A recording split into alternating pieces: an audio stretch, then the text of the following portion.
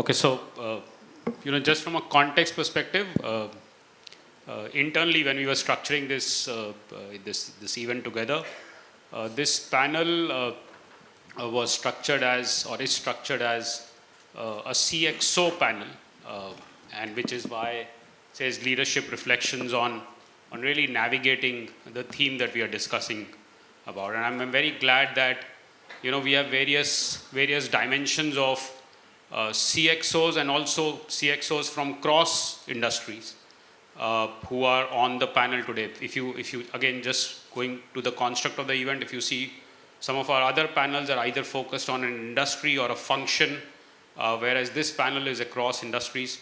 And I have a chief of operations, I have a CEO, and I have a chief delivery officer. So I have multiple dimensions of the CXO on this panel.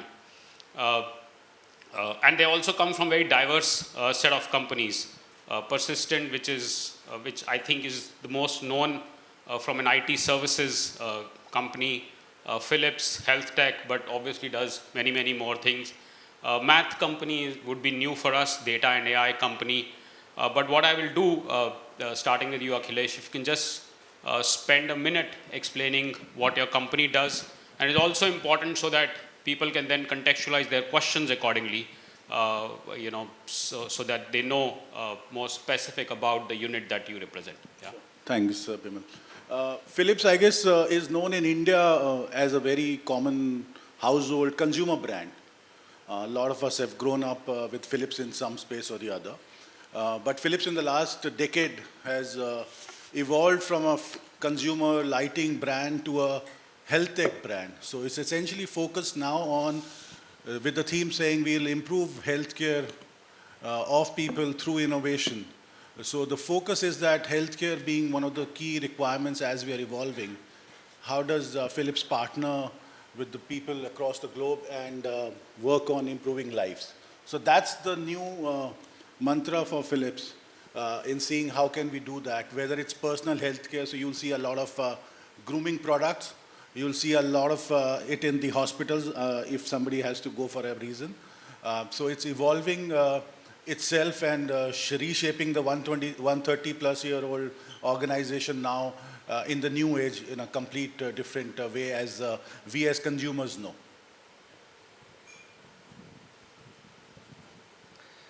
So good morning, it's a pleasure to be here.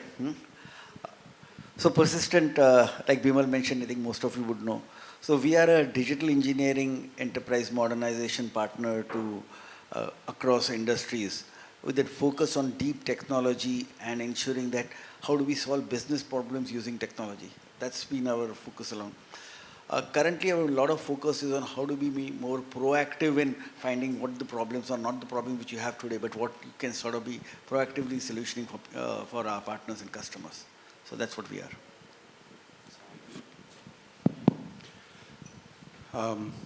Thanks for those intros. Thanks everyone for having me here. As Bimaljeet already said, the name won't be familiar to you guys, so I'll spend 2 more minutes just to bring you up to speed. So TheMathCompany is you can call it a data and analytics company, sometimes referred to as an AI ML company. Nowadays there are all these buzzwords keep going around. I describe the company as, again, very similar to Persistent. We solve business problems, primarily using data and leveraging AI and ML, primarily for large enterprises. One of the reasons you wouldn't have heard about us, we are a fairly young company, just about 6 years now, little more than 6 years and counting.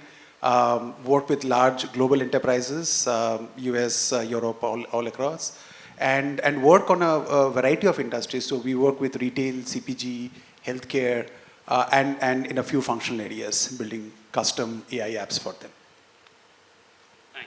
Thanks. So again, for everyone here, it's a leadership panel. I would request all of you to be ready with your questions. I will try and start with a few questions, but then we should make the session very interactive. But and I'll start with you, Samir. And this is a question probably I will ask everyone to give their opening comments on. there are multiple dimensions, of course, around the theme that we've spoken about, which is really the broken talent environment. There are multiple dimensions of the broken talent environment that have been spoken about. It could be moonlighting, quiet quitting, rage applying, just the disengaged workforce. I want to start with each one of you telling us what is that one dimension out of all of these, one dimension that you're most, if I can use the word, worried or concerned about. Why and what, and then what are those one or two things that you are doing to solve for those? One dimension, yeah. See, today when you look at it, I think it's all across, you would have different weightages. But let me take a minute back to go back. When you say, and when we say a broken talent environment, is this a new phenomena? I certainly believe not. Earlier, we have always heard, and I'm sure you would have looked at earlier NASSCOM reports and all, which say the fresh graduates which were coming from all the education institutes are not employable, only 15% are employable, and 85% need to be trained by the industry, and the industry needs to spend lots of time. Over the last few years or last few decades, we actually sort of solved this problem in some way by actually putting up our own, not just L&D or functions, but actually establishing our own universities and actually partnering with NIIT and organizations like this to how do you ensure that this talent really becomes employable. So that part of a broken talent environment is something which we were able to solve. Now what has happened is that this broken talent has shifted from there to a next level where we have now not only people who have a little more experience, who are now breaking the talent because they are getting different opportunities. Because they see that they can do different things, they can achieve their individual goals in a very different way. This got expedited during the pandemic times when everybody started asking one question to each other, whatever is it worth it? That was a question which people asked. What am I doing? How am I spending my time? If I'm in a place like Mumbai or Bengaluru where commute was a big problem, is the commute worth it? What am I doing? Where am I spending my time? So the is it worth it question started coming everywhere. That is what which we are facing as one of our biggest problems when you see that everybody is working from home. There are not people enough who really have been able to get engaged to the organization and the way it should be. Of course, this was complicated by the Great Resignation where most of the people have not seen the company. If I were to take the persistent context, we have nearly doubled our headcount in the last 2.5 years. So you double your headcount means we are about 22,000 people company. So 10,000, 12,000 of them have come from outside, so they have not seen persistent offices. And then you have attrition on the other side. So if you say an attrition in the industry, but 25% plus attrition, which we have seen as an industry. So another of the first 10,000, another half of them are also gone. So more than 75% of the organization which exists doesn't know the core of persistent. The persistent culture, what really we thrived on, what really made us a differentiator to the world, to the customers. I think that is, to me, is the biggest problem which we are dealing with today. Akhilesh? Well, I have a slightly different perspective. I think everybody is saying it's a talent problem. So I'm trying to observe personally, what are we really talking about when we say it's a talent problem? So for me, the biggest thing is how do I figure out the way to inculcate the sense of ownership and outcome orientation in my support functions, as I call it, L&D. For example, we're in the L&D space here. Also the same level of introspection to my L&D, taking a lot of inspiration from the Indian history. We had two concepts of Guru Sishya and Shastrat.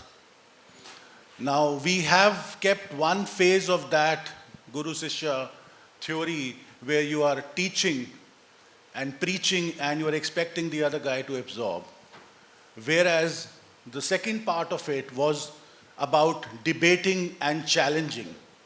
Yeah, Shastrats tell you that you can even debate with God in hundreds of forms and understand what they're saying, why are they saying, and challenge.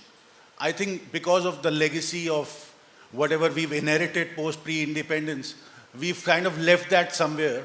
So it's become, this is how you do it, this is how it is. So in an age where we talk about millennials and attrition, where is the fact that if I'm a 20-year-old kid used to everything in a smartphone with an app, I ask all of you in your organizations, when is the last time you did an online PO? Do you still do a paper PO through a system? Or you still follow a 4-week process of an approval process? Whereas in app, all of us and the new generation is used to real-time action. You go on an app, you select something, then you start tracking it. Now, how do you bring that ownership of outcome to both the people who you're working for and the trainers who are training? So for me, it's a lot more inward-looking problem, then easy to blame the talent and say, you know, they are wrong, they are new, but the point is, have we made the effort to understand them? What is changing? Why is it changing? 20 years ago, 30 years ago, 40 years ago, as kids, we were given books to study during, you know, novels or comics. Today, we give phones to kids because when they're disturbing us, give them an iPad, give them a game to play. Now they've grown up like that. You bring them to work and say, you know what, do this process for me for 6 hours, and then I expect you to be retained and motivated. I think it's a defeated concept.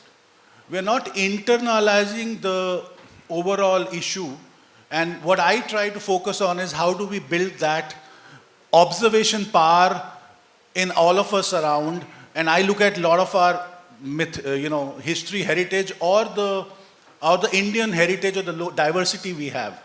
I'll just extend it for a minute saying, so we all drink tea in different formats, yeah? India has at least 400 varieties of tea where it's drunk. Will a Starbucks be able to do that? No. Will a Chayos be able to do that? No. Will a Chai Sutta Bar, which is a 6-year-old company, has 250 stores, does it do that? Yes. Does it deploy and hire IMs? No. Does it employ people with fire in the belly from small towns and relates where they know what type of tea is drunk in Goa, Bangalore, Kerala, Chennai, Mumbai and Delhi? Yes. How do you do that in a country where the language and food changes every 50 kilometers? So if we are able to look at that and apply that and have that link, I think a lot of these problems are easy to address, in my view.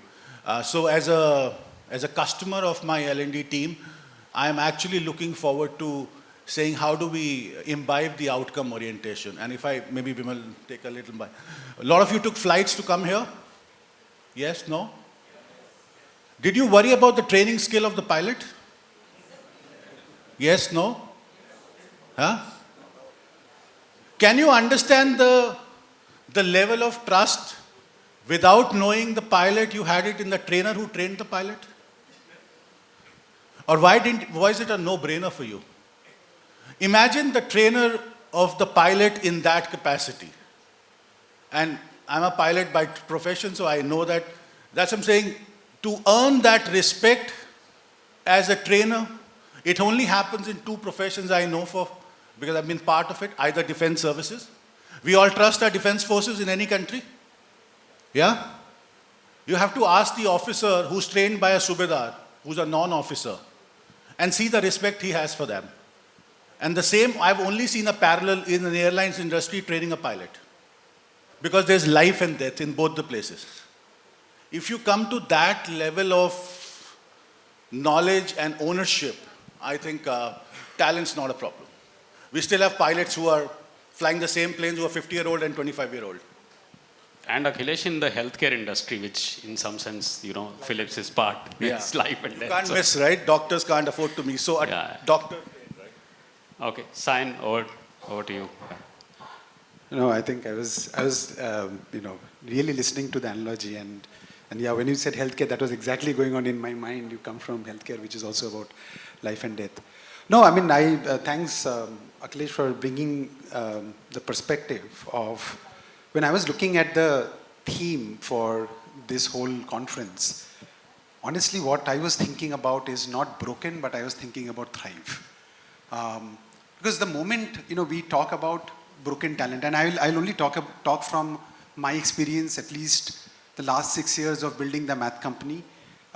Just to give you one more context, so that you know that how big of a problem and a challenge even we have. Though we are a younger company, we have been also doubling in size almost every year, and today we are more than 2,000 data engineer, data scientist, product engineer. So anybody who works in that space would appreciate kind of what kind of challenge we face, right, from a talent perspective. But the moment I feel, when I was thinking about this topic, when first me and Bimaljeet probably spoke, what came to my mind is, the moment I say broken, it somewhere become us versus them, right? So this is I am an employer, I am kind of a leader, whatever, and then there are these kids, there are these people, and something is broken there. So I think we have to first get away from them, kind of this us versus them.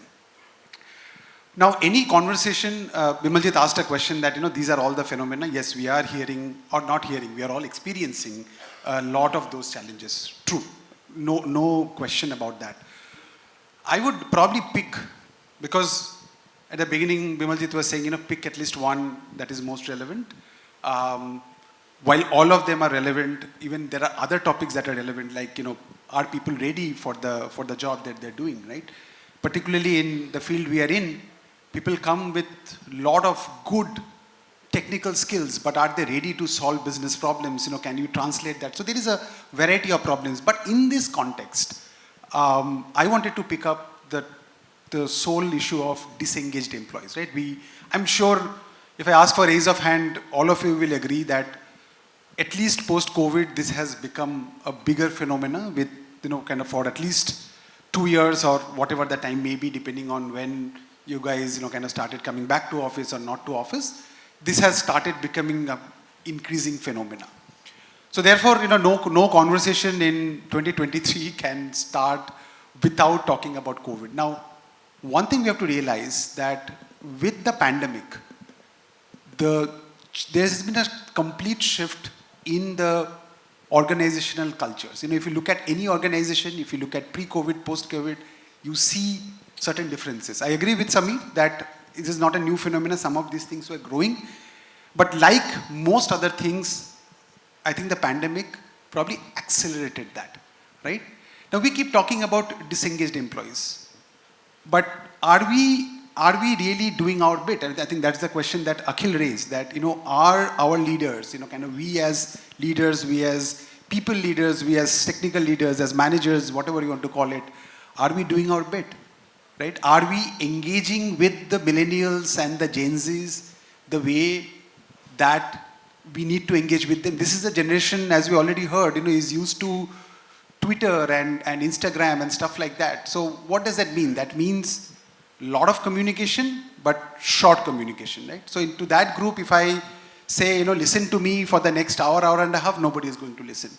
But if you break that up into 5 minutes, kind of smaller conversations throughout the day, throughout, the course of the whole, exercise, probably that is better. So are we adapting to that changing, kind of the landscape? That is a big question. I know I keep hearing about this, quite attrition, quite quitting, quite a bit. But I have asked, kind of in one of, our staff meetings, I was talking about what about quiet firing, right?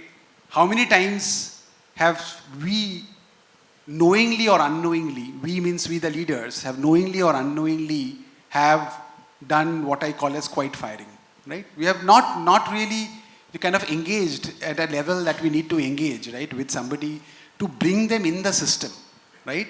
Rather, we also have been very transactional. We have our own expectation that you come, you do this 6 hours of work somebody was talking about. Then what we get is a transactional, kind of a response from that. So every action has an equal and opposite reaction.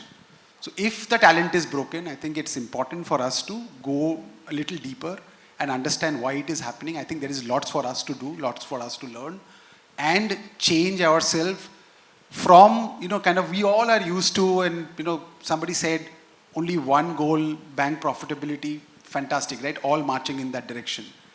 But what has also I see happened, and at least need to happen, particularly post-COVID, is while high performance is a very important criteria, there has to be more and more empathy that is built in, more and more mutual support.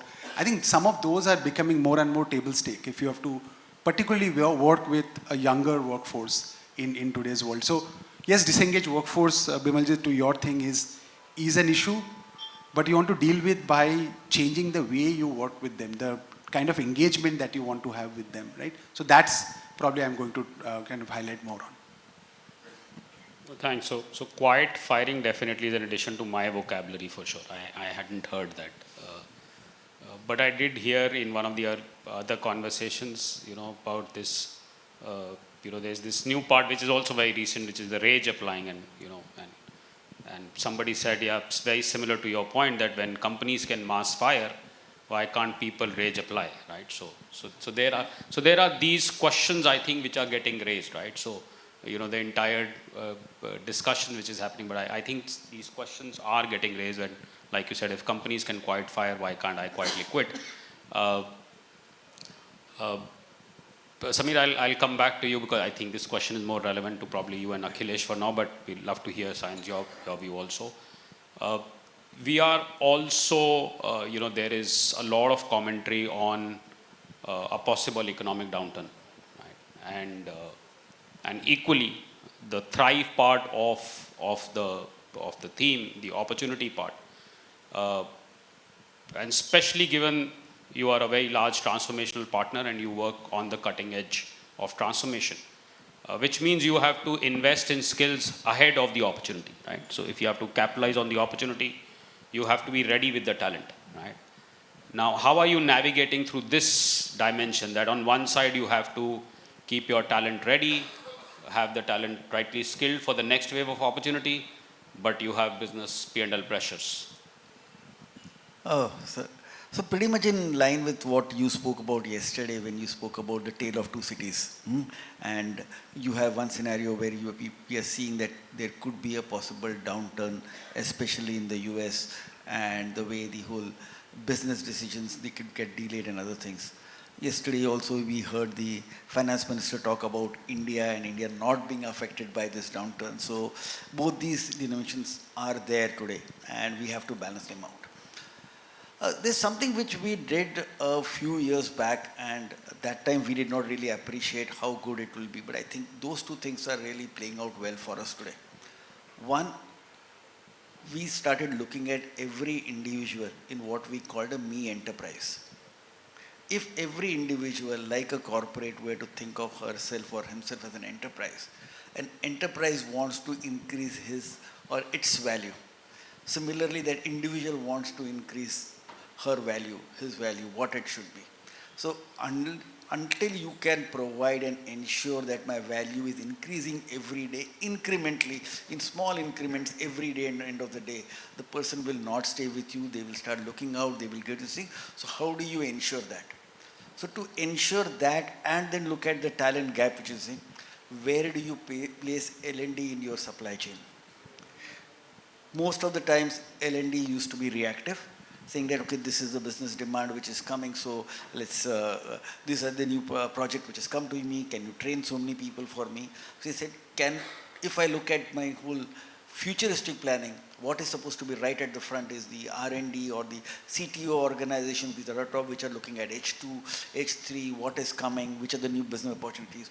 How can L&D be right behind them, saying that if these are the opportunities which are coming, how do I have my workforce ready to deal with them? So put them right in the front. So over the last couple of years, and proud to say that StackRoot was certainly a big part in this journey in decision making.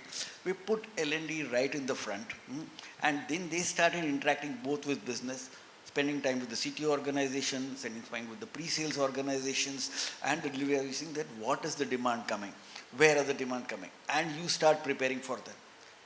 Did it always work out well? Not always. Sometimes we created for some skills, but the business came out slow. So maybe I gave somebody else a trained workforce. but at least it was still worth that way, rather than finding ourselves in a spot where now I don't have trained workforce and there's business on the table. I think that's the difference which we are looking at. And that is going to be very important.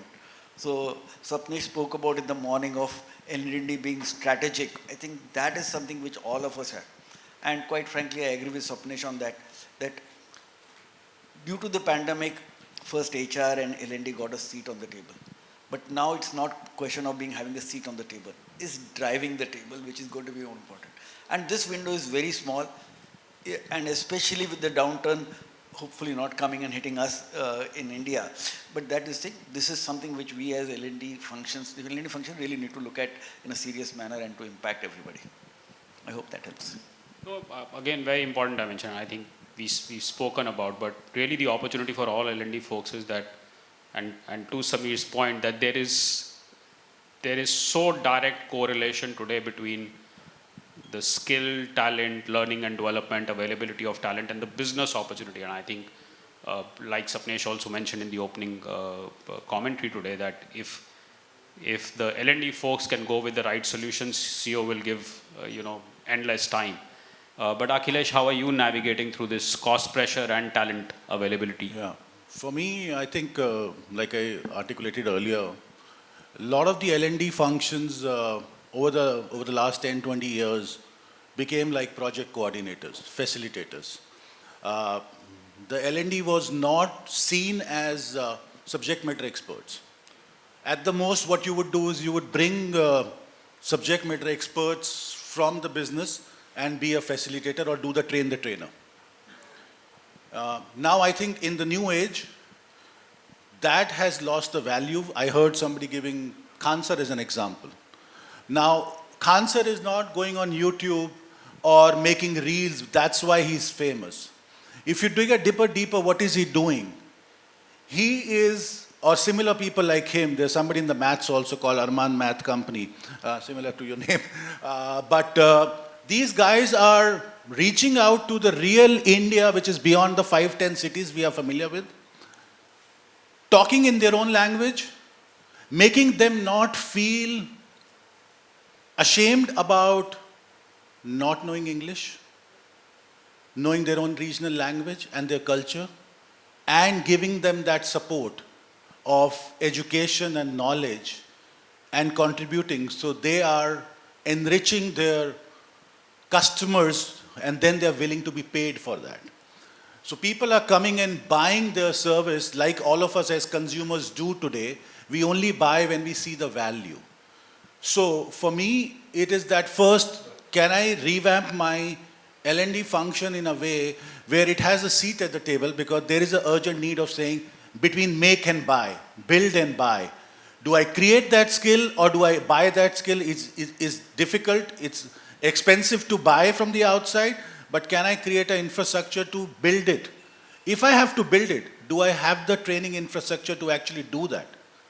Or I have to again take out my experts from my operations and then have them become the trainers, because my L&D is just a facilitator. So how do I change that and either have my operation experts, and I heard one of our seniors in the, I think, auto industry you talked about, sir, where you said that, operations people are being moved into L&D or being made responsible. And that's why I go back to my experience. How do I first revamp and build that credibility in my function where they are seen as experts in the field they are, being looked up to? That will allow to have a strategy of make versus buy, because then I can bring in raw talent.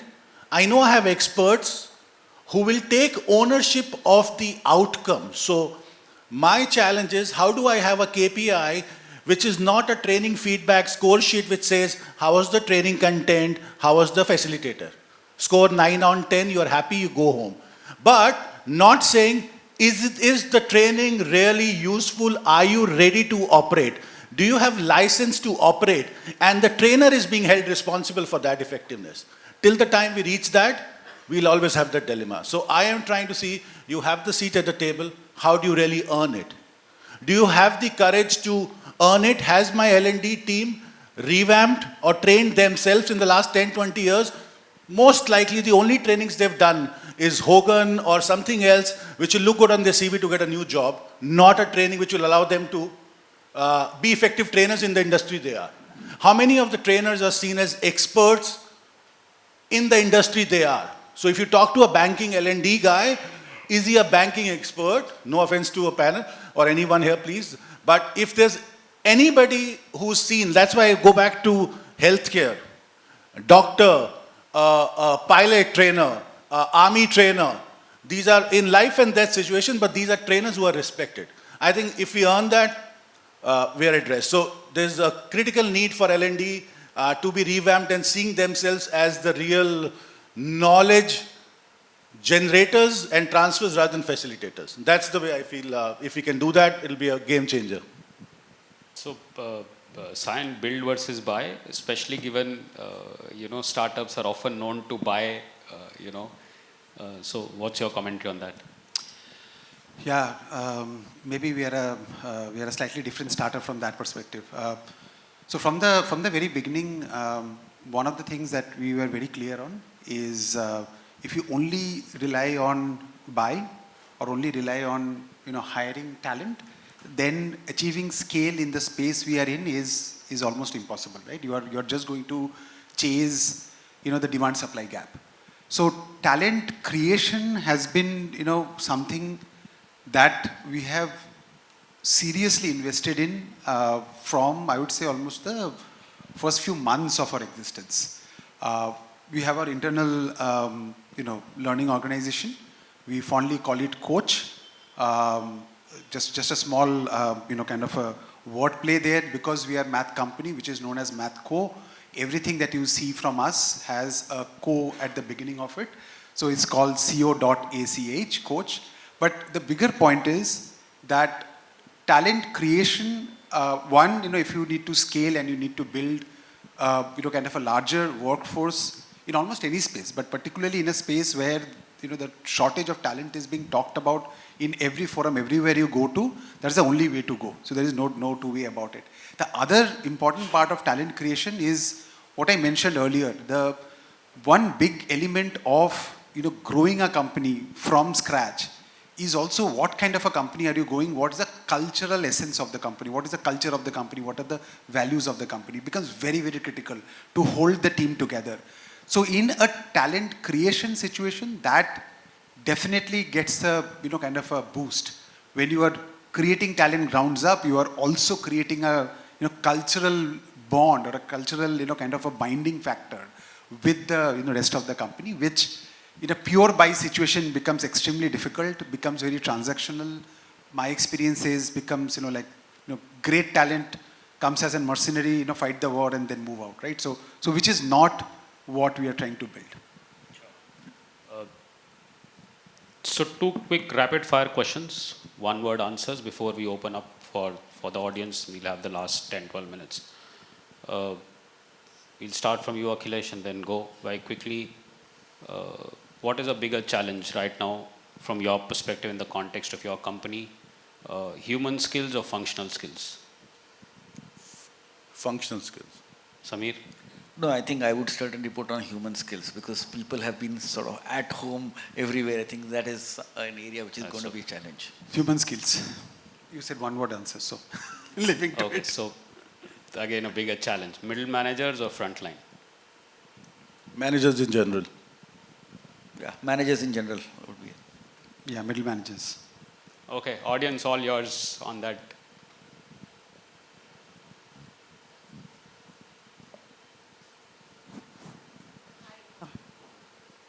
Is it audible? Yeah. Hi, this is Alfonso from IBM. One of the things that probably has not come out in our discussions so far since yesterday, and since the topic is disengaged employees, the economic loss for India for the period of 2012 to 2030 is predicted at $1.03 trillion. Now that's a direct impact on our growth and profitability of our organizations. So to me, this is, and I'm talking about mental health, by the way. Where are we discussing about mental health when we talk about disengaged employees?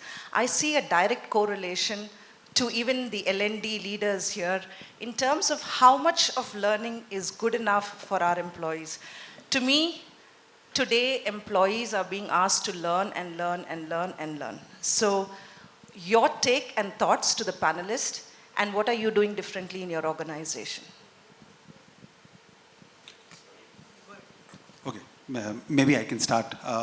Thanks for bringing up the point. You're absolutely right that there are two aspects to this. One, the constant ask to learn, right, is at some point becomes taxing on the people, and obviously leads to challenges and issues, particularly on the mental health side that you brought about. And again, post-pandemic, the workforce who is not necessarily always in an environment in the office with the rest of the colleagues, kind of working solo, silo, that creates another set of challenges that you come out.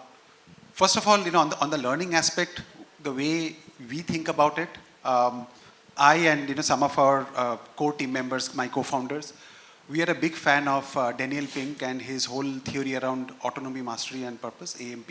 I'm sure most of you would have gone through it. But it's a question of how do you make it real in an organization? Because if it has to be, oh my God, I'm again being asked to learn, then it will become a challenge. But if you can truly, kind of build that mindset that, I am gaining mastery over something, and here is the purpose why I'm doing it. And I know it's easier said than done. It sounds very theoretical, but you have to keep harping on that. That definitely creates a difference, is what we have seen. For the challenge of, again, distributed workforce, autonomy is important. The feeling that I am doing something meaningful, purposeful, kind of, helps. I won't say that it completely takes away the challenge of what would have been achieved if, I could have just talked to 10 other people and, quickly have some discussions that would have eased things up. But you have to, kind of go back to the basic principles, look at, are you ensuring autonomy? Are people able to think that I'm doing things, kind of a little more autonomous? I am mastering something and I'm doing it for a purpose. I think that's the fundamental, the way I look at it, and then obviously tactical next steps can follow from there. So let me present a little different thought to this. So while we say that there is a challenge on mental health because we are asking people to learn, if I were to look at the demographics which we deal with, especially the people who have graduated in the last maybe 2 or 3 years, they actually want to learn more and more. So in fact, the challenge sometimes is how do you ensure that they continue on what they have learned and saying that, hey, I want to move from one area to the other area to the other area. So actually getting them to learn is not really the challenge which I see. What we really need to do and where we need to see, how do you ensure that whatever you do keeps them relevant for a longer time. Once you say that, okay, hey, you're going to be relevant, for that what do you need to do? Maybe you need to have an engineering temperament. When I say engineering, I don't mean contemporary, but a more RCA or a temperament of what's happening. How are you more agile in whatever you're doing? So when you look at this and saying that, hey, you need to do this to become relevant in tomorrow's world because things are changing. The chat GPTs of the world and the other AI, ML stuff are going to change every job in the world, the way it was done today. So if you don't learn, you're not going to remain relevant. I think that is what we really need to emphasize. Yes, mental health, we didn't speak about it here, but mental health had other dimensions which could be a topic for some other panel discussion which we can have, but we'll certainly take it there.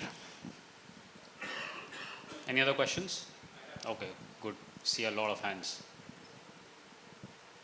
Can we have it, Manish? Sure, thanks.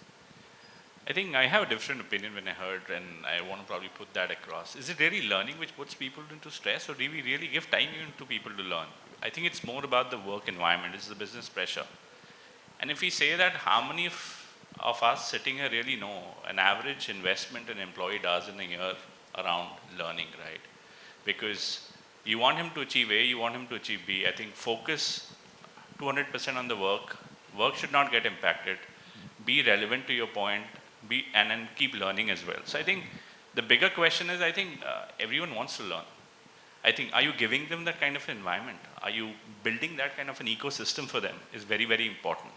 And I think I've seen there are businesses the different leaders in an organization, the different kind of leaders, right? Some provide space, and we see that the amount of learning which their people do versus the other leader very clearly calls out to the fact that both are doing similar amount of work. But do your KRAs really speak for it today?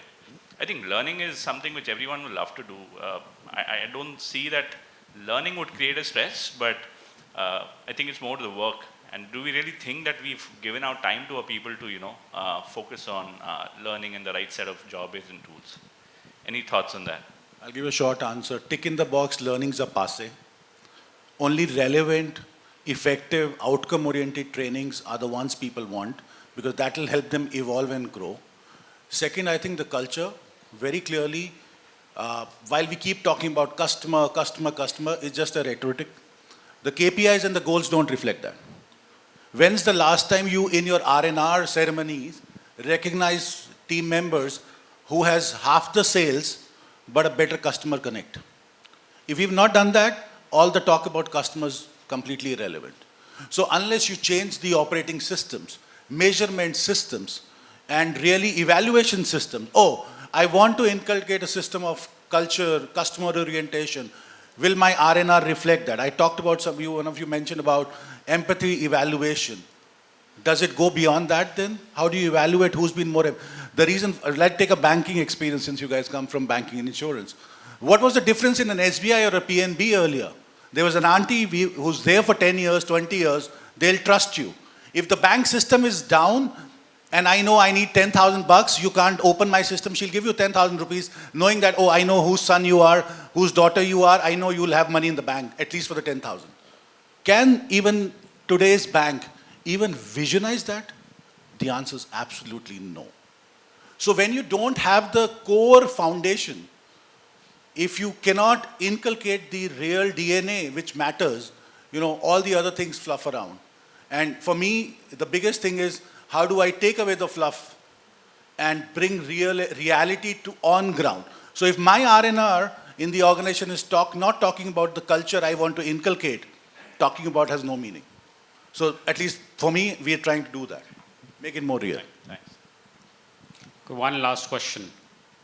But I think this mental health is an important dimension. I think we should discuss this more in also the sessions of some of our star speakers, starting with Ashish session, which I think is right up next, and then Harsha Bhogle session. Let's explore how this mental health issue is also being dealt with in the in outside the corporate world. I have the mic with me, so I'll go with the last question. So thank you so much. I think wonderful views. There is one question that I have, and since yesterday we have been talking about the other side. How do we make the change? How do we take that ownership to make things happen for the broken talent and thrive, right? We talked about empathy, we talked about culture, mindset, so on and so forth. But if I were to ask you, what is it that we need the other side to do, right? If I have to go back today and talk to my 18-year-old and fix it at the source, what would that message be? Samir, you want to take? Sayan, you want to take that? Okay, I can have a. Okay, You should go ahead, then maybe I'll add. No, very valid question. I would, if you go back to the 18-year-old and ask him what to do, is you have to figure out how you can encourage the 18-year-old to fail. I think that's very, very important, right? We talked about organization culture, kind of learning. Unless you really create an environment where you let people fail, doesn't mean that they fail forever, but you really let people fail and sometimes celebrate failures, right? With the right intent, everything being done, the outcome may not be a great success. And I'm telling you from experience, because we have actually done something like that and have seen great outcomes, right? Where you award something, which is a failure at the end of the day.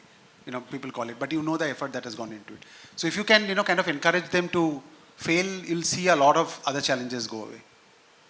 Sure. So let me just add to that. I think Right, what you spoke about is absolutely right. It is not only just the 18-year-old. I think the whole psychological safety in the organizations in time is something which we have ignored quite a lot.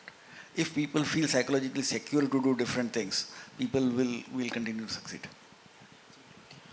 Okay, we have we are right on time, just about a minute, and I think the organizers will need a minute to set up the next session. So thank you, everyone. Thanks, Akhilesh, Sameer, and Sayan.